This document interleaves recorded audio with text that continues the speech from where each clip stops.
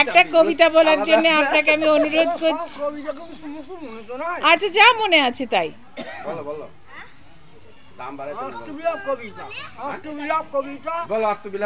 মধুসূদন দত্তের লেখা। আচ্ছা আষাঢ় ছলনে ভুলি কি ফল রবি হয়, আচ্ছা তাই ভাবি মনে।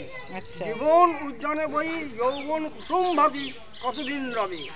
নির্বিন্দু দুর্বা দলে নৃত্য কিরে ঝলমলে, কে না জানে অম্বু বিম্বু অম্বুকে সহ্য বাকি।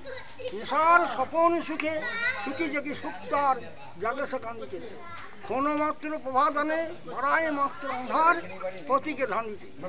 মরিচিকা মরু দেশে নাশে প্রাণ চাকরেছে, এদিনের ছল সমূহ ছড়ে কুয়াশা।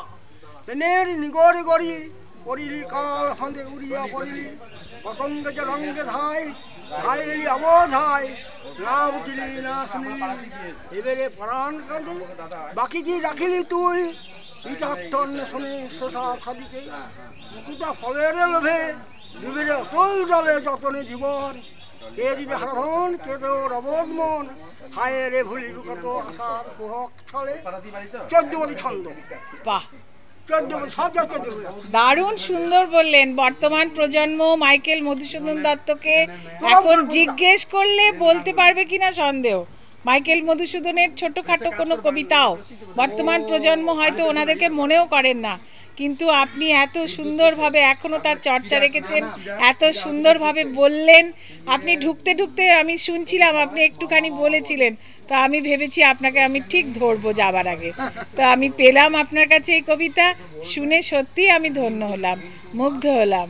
অনেক অনেক ধন্যবাদ আপনাকে। আপনি এখানকার পুরোহিত্য করেন?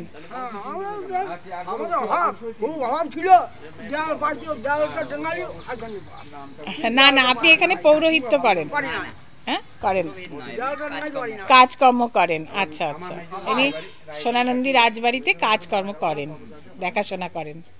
অনেক অনেক ধন্যবাদ। এরপরেও আপনি চর্চা রেখেছেন, মনে রেখেছেন। ওরে বাবা, অনেক অনেক ধন্যবাদ আপনাকে।